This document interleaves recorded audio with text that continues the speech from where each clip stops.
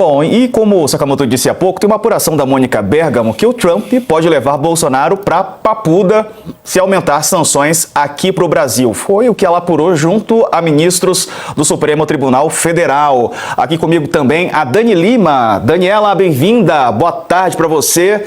Bom, Dani, estamos vendo aqui a escalada, dessas sanções dos Estados Unidos e agora sendo prometidas mais sanções ao Brasil a partir da semana que vem, anúncio oficial, segundo o Marco Rubio, em entrevista à Fox News. Boa tarde, Dani.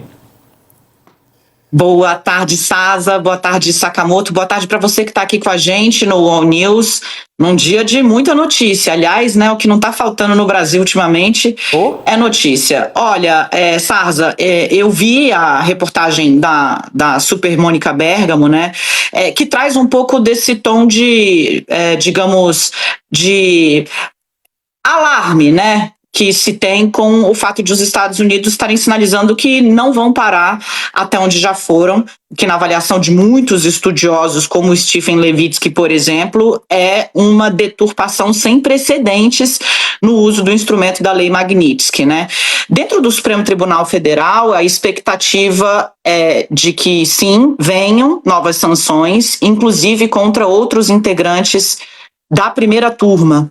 Não só os que já foram sancionados com a perda do visto. Na primeira turma, só quem não foi sancionado foi o ministro Luiz Fux, que votou, inclusive, pela condenação de Mauro Cid, o ajudante de ordens, pela condenação de Walter Souza Braga Neto, o candidato a vice, mas pela absolvição de Jair Bolsonaro, que era, na denúncia e no entendimento da maioria expressiva da turma, 4-1, o líder do plano golpista. Eu estou tentando aqui colher um pouco das impressões sobre esse caldeirão todo, porque, veja, a gente pode ter o anúncio na semana que vem de novas sanções, semana em que Luiz Inácio Lula da Silva se prepara para desembarcar nos Estados Unidos quando vai participar da Assembleia Geral da ONU. E tem um segundo ingrediente nessa torta de climão aí que pode se formar, que é o fato de que tradicionalmente o Brasil é quem abre a Assembleia Geral da ONU e na sequência fala o presidente dos Estados Unidos, Donald Trump. Então você ainda vai ter aí essa possibilidade. O Palácio do Planalto está querendo baixar um pouco a fervura, não tem ninguém inocente. Eles dizem o seguinte, olha, os Estados Unidos usaram o que eles tinham e apresentaram como reivindicação finalizar, parar, travar o processo contra o Bolsonaro, o que é uma impossibilidade, Não existe como um poder interferir no outro, ou mesmo um país determinar e o judiciário falar, beleza, não, então vou esquecer essa investigação que tem 6 anos aqui. No fim, o que o Palácio do Planalto está dizendo, Deve-se vir alguma coisa a mais, porque Trump ficou meio sem espaço para recuo. Ele fez uma reivindicação que era parem o processo, e o processo não parou, e ao contrário, foi concluído. Algo, então, deve vir. Mas não estão esperando hostilidades contra o presidente do Brasil na Assembleia Geral da ONU, que vai acontecer nos Estados Unidos. Uma fonte do Itamaraty disse, olha, é sempre muito difícil exercitar a futurologia com o pessoal da Casa Branca, mas nesse momento a gente não tem qualquer sinalização de que algum tipo de incômodo com o presidente e com a comitiva do presidente possa vir a acontecer, Sarza. Vamos acompanhar, Dani. Sakamoto, bom, além dessa viagem, o Trump também tem outros problemas a lidar, Tem a questão do Kirk, que ele está explorando politicamente lá internamente, tem a inflação lá nos Estados Unidos, outras questões locais, que ele tem tentado negociar ou batalhar por elas, e tem esse imbróglio com o Brasil também. Será que o presidente Lula vai sofrer algum tipo de incômodo também nessa viagem? Então, antes de mais nada, boa tarde para Dani, seja bem-vinda. Tem um ponto que é o seguinte, até o pessoal entender como é que funciona.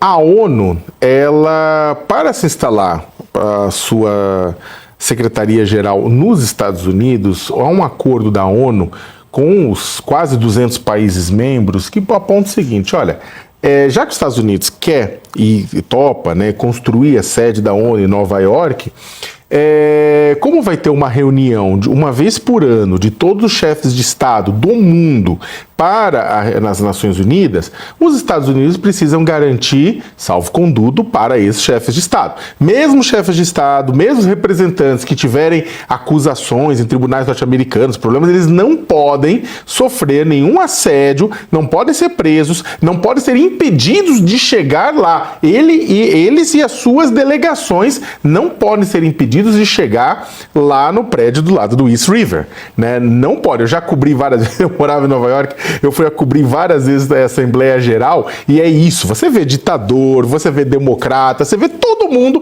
entrando na sede da ONU. Inclusive, eles bloqueiam uma quantidade de quarteirões em algumas avenidas e alguns quarteirões, né, nos Estados Unidos, para que as pessoas possam, inclusive, ficar hospedadas lá, para que possam se movimentar. Aquilo é bloqueado pela polícia, só entra se você for morador ou tiver crachá da ONU, né? Então, é uma coisa pacificada. Vai ser uma quebra nas regras da ONU e vai basicamente os Estados Unidos dando uma banana dizendo não queremos mais a ONU aqui.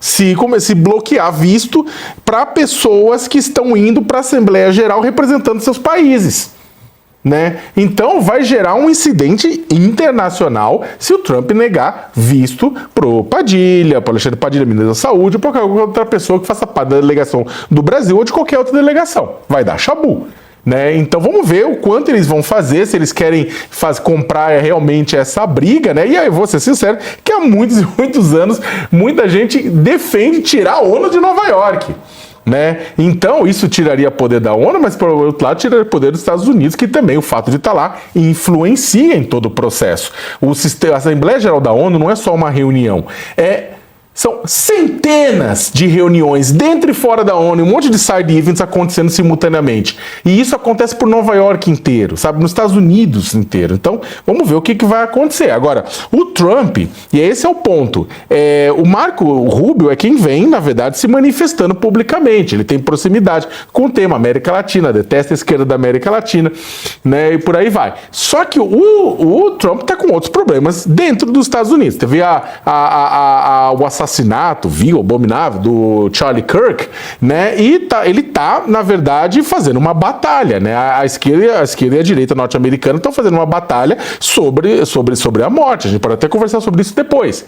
Então, e ele tá envolvido nisso. Você tem o quê? Indicadores ruins da economia norte-americana, indicadores ruins de emprego, que levaram ele, inclusive, a trocar a pessoa no Departamento de Trabalho norte-americano responsável pelas estatísticas de emprego. Seria equivalente ao seguinte, sai um aumento de desemprego aqui no Brasil, o Lula demite a pessoa que calcula isso lá no IBGE imediatamente, né? Então, ele está com esse problema, está com um problema de aumento de inflação, tarifas ao redor do mundo começam a fazer efeito, começam a dar problema. Vamos ver, também está preocupado com uma decisão do Federal Reserve sobre corte de juros, que é o que ele quer também. Então, está com muita coisa na cabeça e está deixando isso meio terceirizado para o Marco Rubio, né? O que não significa coisa boa para o Brasil, porque o Marco Rubio conhece a América Latina e não gosta daqui.